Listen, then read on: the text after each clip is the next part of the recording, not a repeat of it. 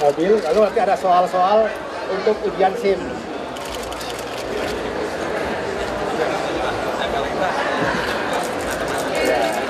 Kita ada robot untuk ini baru trial ya. Tadi ada plastik simpan. Waduh. Jual Pak? Mau jual Pak?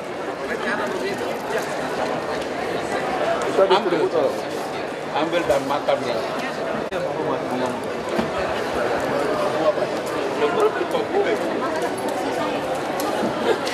Masih keluarga. Ingat foto-foto sama suruh orang fotoin. Yes. Oh tadi zoom aja juga jangan. Aduh jangan. Aduh jangan.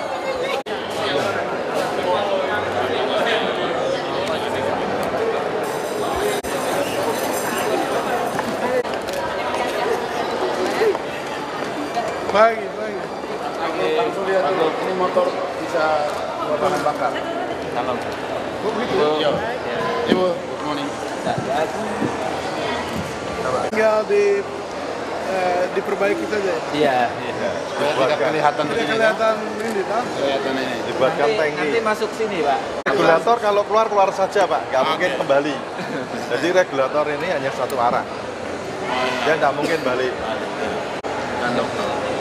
Ah, ini sudah dijawab. Halo Pak. Aduh, terima kasih Pak ya. Terima kasih. Iya. Ya. Wah, senang sekali nih Bapak bisa hadir.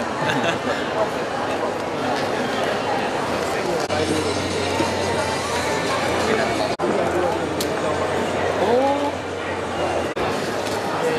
Dan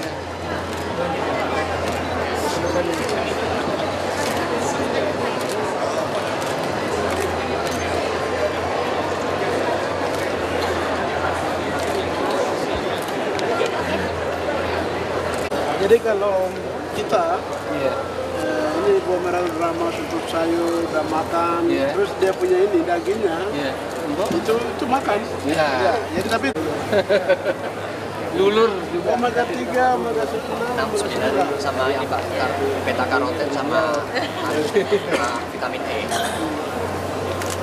Jadi vitamin A-nya ini yang bagus sekali untuk mengatasi masalah nasional obat-obat kita.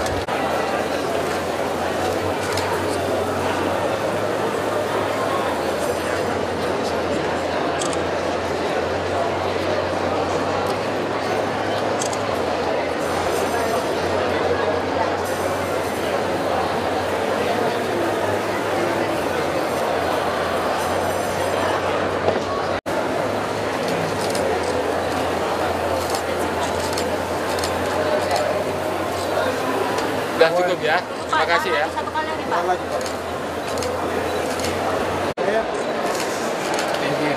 Biar branding. Itu yang penting, Pak. ya. Ini yang penting. Pokoknya dari Papua kita go internasional. Bergerak untuk promosi kepada pengusaha-pengusaha. Nanti jadi welcome drink di seluruh hotel di Papua. Langsung saya datang banjir. Saya suruh minum ini semua. Saya promosikan ini. Nanti sebentar selesai. Profil sehat Pak. Tinggal minum didinginkan boleh. Ada sabun, ada gula-gula, ada buah merah semua. Kalau dibandingkan dengan olive oil, Ya, ini lebih bagus, Pak. jauh. Ini 60 kali lah. Oh gitu ya? Dalam bentuk sabun juga. Ada yang sabun. Ada wine, Ada wine. Oh ya? wine buah merah ada ini.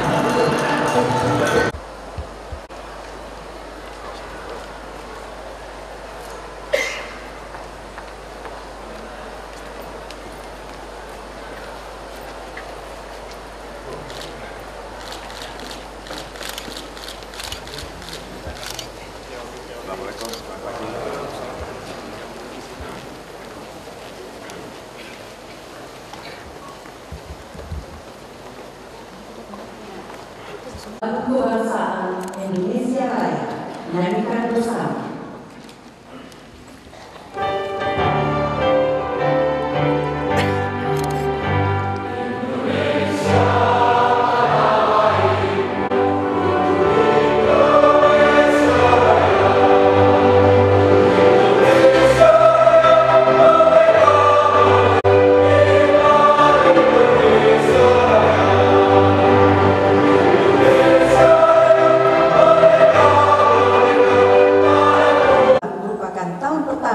Universitas Surya dibuka. Hadirin yang terhormat, kini acara segera dimulai dengan sambutan Rektor Universitas Indonesia. Suatu kesempatan yang sangat langka. Terima kasih banyak atas kesediaan Bapak Budiono yang sudah meluangkan waktu untuk memberikan kuliah perdana ini. Banyak orang bertanya pada saya, mengapa mendirikan satu universitas baru? Bukankah sudah begitu banyak universitas di Indonesia ini? Keinginan untuk mendirikan universitas ini muncul karena melihat kenyataan bahwa Indonesia ini sangat miskin riset. Bayangkan, di tahun 2010 paten Indonesia hanya 15 buah, dibandingkan Malaysia 302, Jepang 32.156, apalagi dibandingkan dengan Cina yang mencapai 314.000 paten.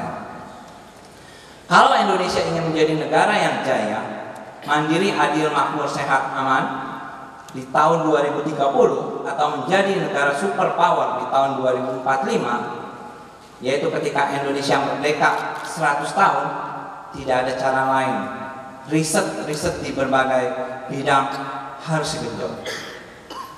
Dengan visi menjadi universitas berbasis riset inilah maka Surya University didirikan. Mahasiswa akan aktif melakukan riset sejak tahun kedua. Mereka boleh memilih riset di 68 riset center yang saat ini ada di Surya University. Riset center ini dipimpin oleh lebih dari 200 dokter yang hebat ini berasal dari luar negeri. Mereka yang pulang kampung karena nasionalismenya, ingin membangun Indonesia.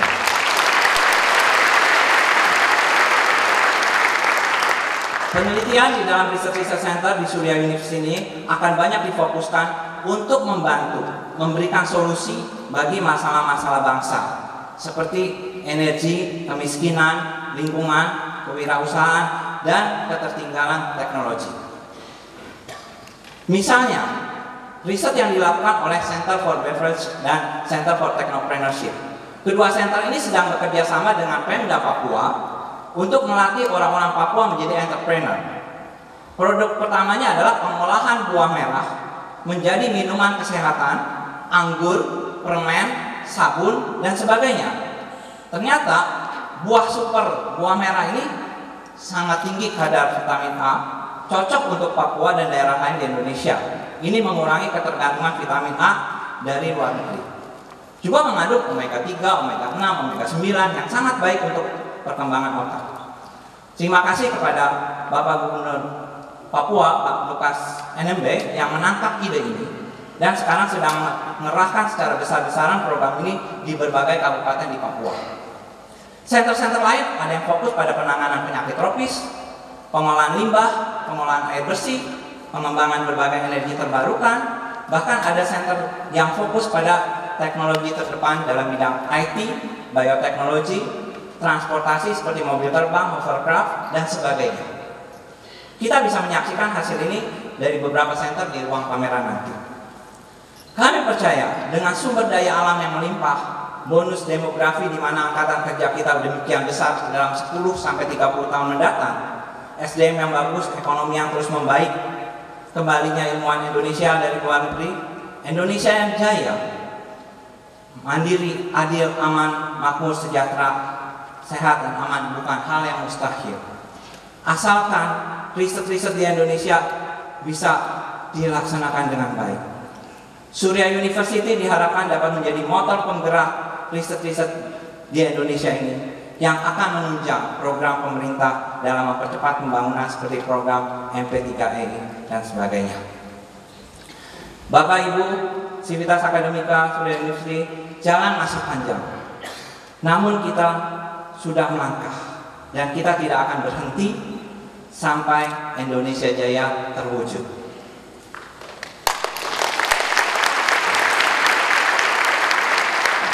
Mohon doa restu Bapak Ibu sekalian untuk tercapainya Indonesia Jaya yang makmur adil nanti.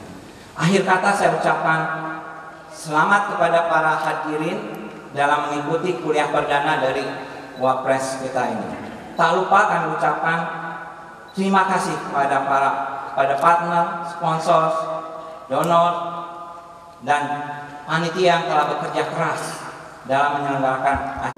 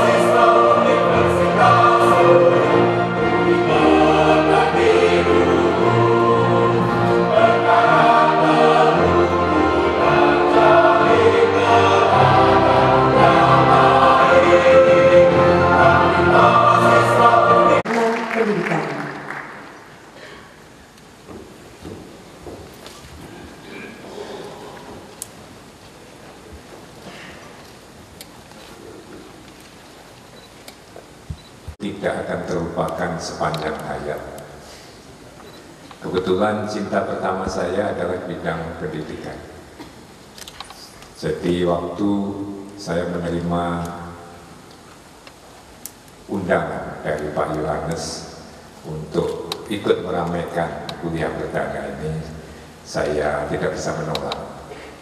Saya ingin menyampaikan rasa bahagia saya dapat hadir pada kuliah perdana Universitas Surya hari ini. Saya juga ingin menyampaikan selamat kepada seluruh Sivitas Akademika Universitas Surya atas berdirinya universitas baru ini. Pemerintah menghargai inisiatif masyarakat, inisiatif swasta untuk ikut berpartisipasi dalam membangun pendidikan, membangun sumber daya manusia yang handal di tanah air.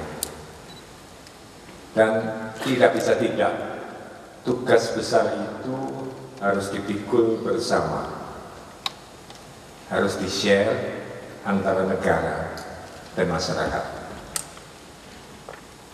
Saudara-saudara sekalian, Universitas Surya bercita-cita menjadi universitas berbasis riset dengan standar internasional. Institusi seperti ini memang sangat kita butuhkan apabila kita menginginkan Indonesia menjadi pemain utama di arena global. Saya percaya dengan komitmen, dan sebenarnya ada keuntungan tersendiri bagi institusi yang dibentuk sama sekali baru dan atas inisiatif masyarakat, yaitu ia tidak terbebani oleh jeratan birokrasi yang sering dijumpai di instansi-instansi yang plus hal-hal pelik mengenai riset dan teknologi. Saya serahkan topik-topik berat itu kepada para pembicara yang lebih kompeten daripada saya. Hari ini saya ingin menyampaikan unek-unek saya.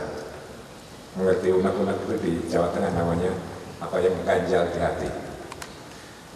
Saya punya sebuah impian. Impian saya ini, saya yakin juga merupakan impian banyak dari kita. Saya memimpikan bahwa suatu saat nanti setiap anak Indonesia di pelosok manapun mereka tinggal, apapun latar belakang sosial ekonominya, dapat dengan mudah dan murah memperoleh pendidikan yang bermutu, sehingga ia dapat mewujudkan secara maksimal potensinya sebagai warga bangsa dan sebagai warga umat manusia. Saya dan kita semua, saya yakin, mendapatkan suatu sistem pendidikan nasional yang mampu mendukung impian itu. Saudara-saudara, sebenarnya yang kita inginkan lebih dari itu.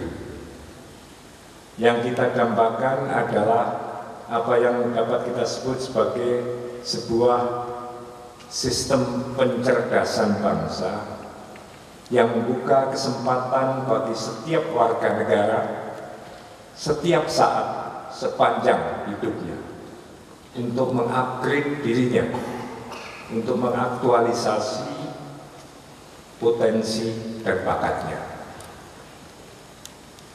Kita mendambakan sebuah sistem lifelong education yang dapat memaksimumkan kontribusi kumulatif setiap warga negara sepanjang masa hidupnya.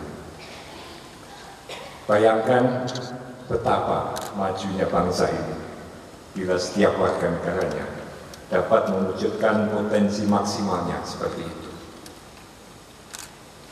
Saudara-saudara sekalian, impian seperti itu memang masih jauh dari kenyataan.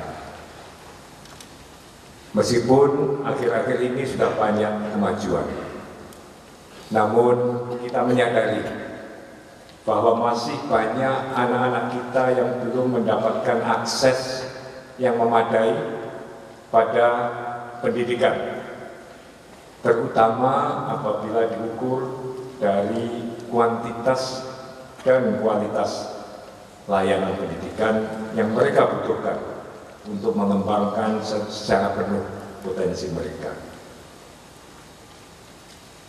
Tanah air kita memang sangat luas. Kuantitas dan terutama kualitas layanan pendidikan sangat bervariasi antar satu daerah dengan daerah lain, dan bahkan antara satu lokasi di suatu daerah dengan lokasi lain di daerah yang sama. Banyak faktor yang menyebabkannya, mulai dari keterpencilan, keterbatasan sarana dan prasarana pendidikan, dan yang menurut saya paling penting, ketidakmerataan penyebaran guru yang mumpuni dan berkomitmen antar sekolah di tanah air. Itu semua saya sebut sebagai hambatan sisi supply. Namun demikian di sisi demand pun ada hambatan-hambatan, misalnya kemiskinan, biaya sekolah yang mahal, masih adanya sikap keluarga yang kurang menghargai pendidikan bagi anak-anaknya. Semuanya itu ikut menjadi penyebab utama ketidakmerataan pelayanan pendidikan di tanah air. Saudara-saudara sekalian, banyak program yang kita lakukan untuk mengatasi hambatan-hambatan itu, terutama dengan tersedianya anggaran pendidikan yang makin memadai akhir-akhir ini. Tapi toh kondisinya masih jauh dari impian kita. Saya berani mengatakan bahwa dengan cara dan tempo seperti yang kita lakukan sekarang ini, barangkali kita membutuhkan waktu tidak kurang dari 100 tahun untuk mendekati posisi ideal yang kita dambakan tadi. Sementara itu, negara-negara lain terus maju diri mereka. Lalu apa yang mesti kita lakukan? Jawabannya adalah langkah-langkah terobosan bila kita tidak mau tertinggal kereta. Kita harus melakukan lompatan. Salah satu langkah lompatan itu adalah dengan memanfaatkan teknologi mutakhir di bidang pendidikan secara secepatnya dan secara luas. Khususnya kita harus memanfaatkan teknologi informasi dan komunikasi. Karena pada hakikatnya proses pendidikan adalah proses transfer dan diseminasi informasi. Yang saya maksud di sini adalah penerapan pembelajaran online atau e-learning.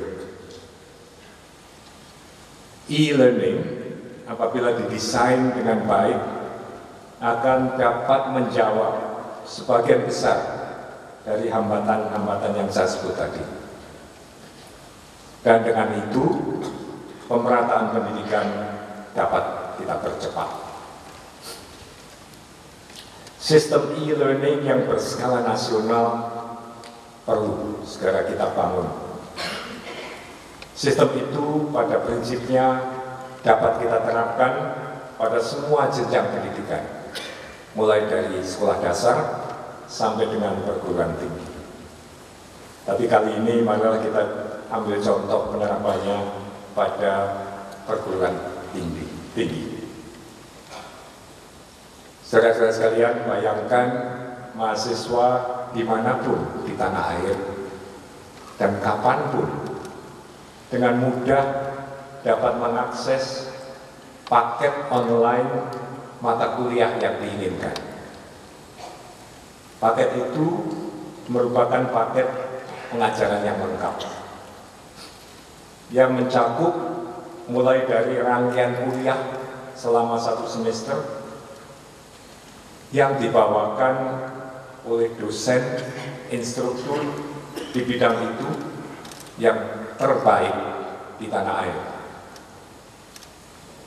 Paket itu juga menyediakan akses pada rekaman buku teks dan referensi-referensi utama, bahan-bahan tes, latihan, serta tugas-tugas lain, lengkap dengan program evaluasinya. Singkatnya, paket itu sejauh mungkin dapat menjadi substitusi bagi proses pembelajaran tatap muka konvensional dengan kualitas yang barangkali bahkan lebih baik. Paket itu harus didesain sebagai program 2 arah yang memungkinkan interaksi maksimal antara program dan pemakai program.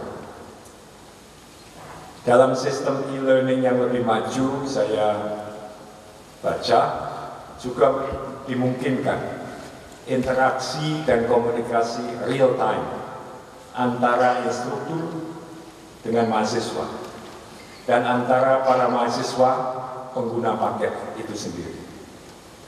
Jadi terbentuk semacam jaringan tatap muka dalam tanda petik di dunia maya. Saudara-saudara sekalian, keuntungan utama dari sistem pembelajaran online adalah potensinya untuk menjangkau mahasiswa dalam jumlah yang berlipat ganda dibanding dengan sistem pembelajaran konvensional. Dan dengan jaminan standar kualitas pengajaran minimal yang memadai.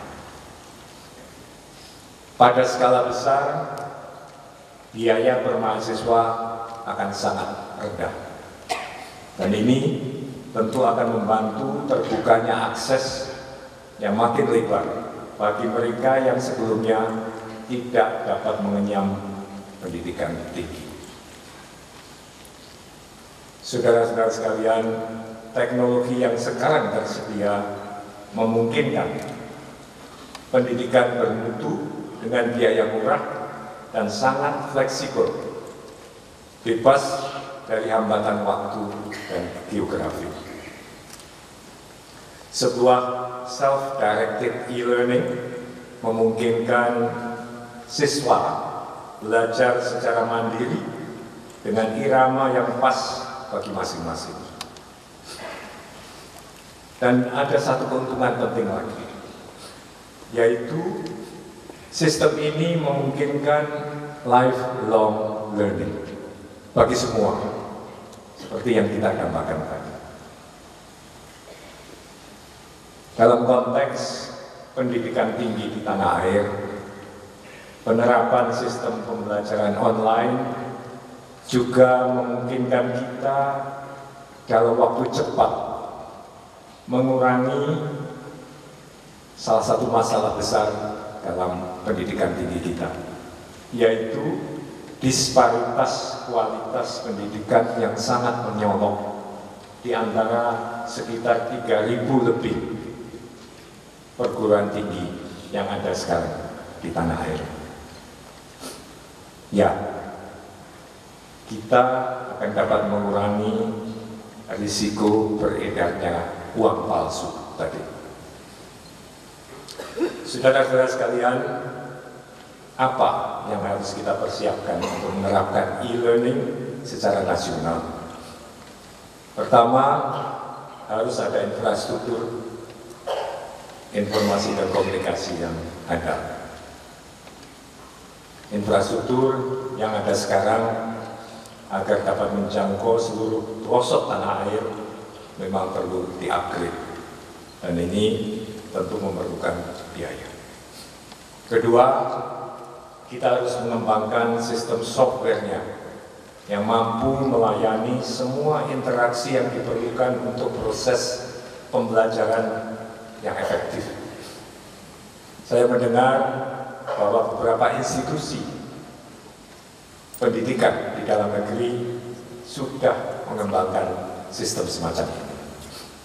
Meskipun aplikasinya masih terbatas, belum berskala nasional. Di luar negeri sudah ada sistem yang melayani pada skala global. Kita tentu bisa belajar dari pengalaman mereka itu. Yang ketiga, kita harus mengembangkan konten paket-paket yang ditawarkan sesuai kondisi di tanah air. Ini memerlukan penyiapan yang sangat matang dan sangat cermat. Sebab konten inilah yang akhirnya menentukan kualitas pembelajaran itu.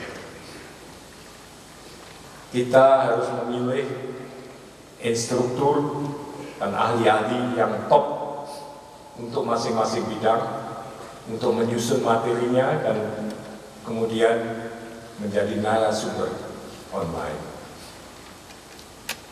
Dan apabila kita ingin meningkatkan taraf pendidikan tinggi kita ke standar internasional, paket yang telah disusun kemudian perlu pula dibandingkan atau di benchmark dengan paket sejenis yang ditawarkan oleh institusi-institusi ternama di luar negeri. Selanjutnya, agar sistem keseluruhan berfungsi baik, tentu harus ada sistem pengelolaan dan pengendalian sentral untuk memastikan bahwa hal itu terjadi. Dan terakhir, kita harus pula menyiapkan perangkat-perangkat teknologi informasi dan komunikasi serta perangkat administratifnya yang diperlukan mahasiswa di semua perguruan tinggi untuk dapat memanfaatkan secara penuh sistem itu. Ini semua memerlukan banyak kerja dan tidak sedikit biaya. Tapi saya sangat yakin bahwa manfaat yang akan dipetik oleh kita semua akan berlipat ganda dari apapun yang kita keluarkan. Saya juga yakin bahwa menunda langkah terobosan seperti ini justru akan menimbulkan opportunity cost yang sangat besar bagi bangsa kita. Karena banyak peluang yang hilang bagi kita semua. Saudara-saudara sekalian, saya perlu tekankan bahwa penerapan e-learning tidak harus menggantikan pengajaran tatap muka yang dilaksanakan di ke-3.000 perguruan tinggi yang ada sekarang.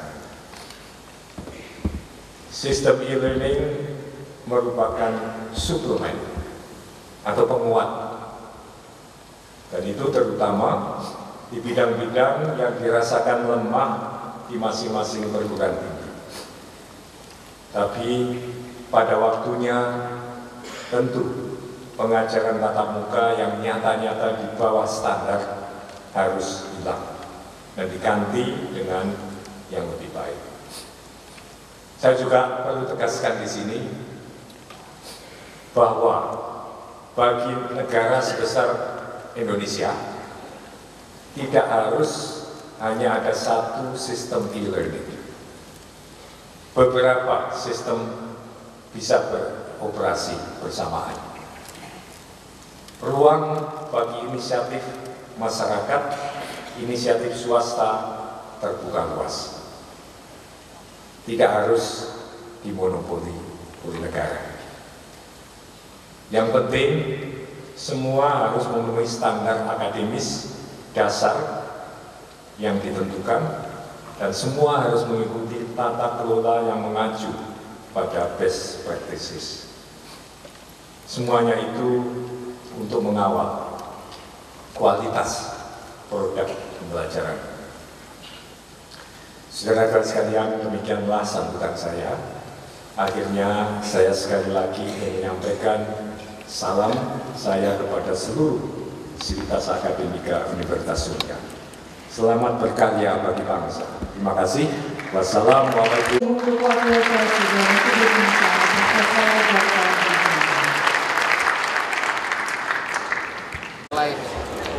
Minyaknya ini powerful antioksidan tinggi.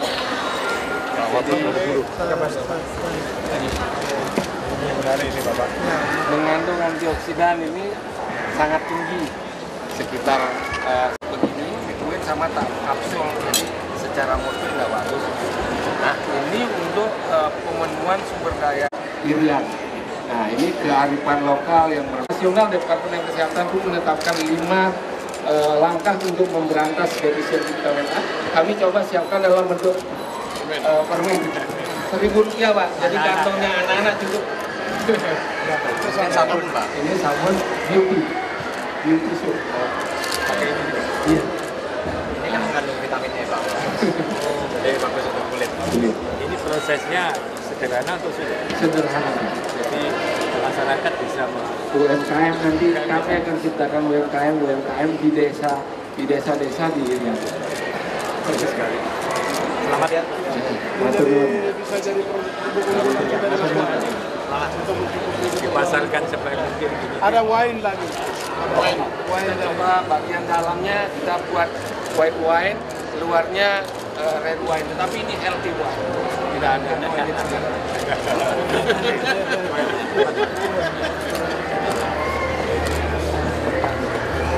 wayang juga dibuat untuk anak-anak belajar culture dan juga pemrograman Mbak. Jadi dengan mereka membuat program bagaimana gerak wayang, kemudian bisa dibuat animasinya. Ya. Kenapa? Masih ada. Oh ini dari buah merah. Iya. Yang bagus. Hah? Terlalu banyak. Memang nggak kurus ini. Perutnya ditahan.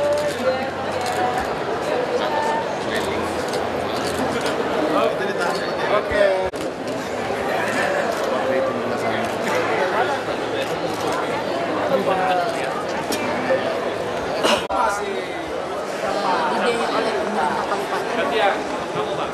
Iya, dari pemerintah kabupaten.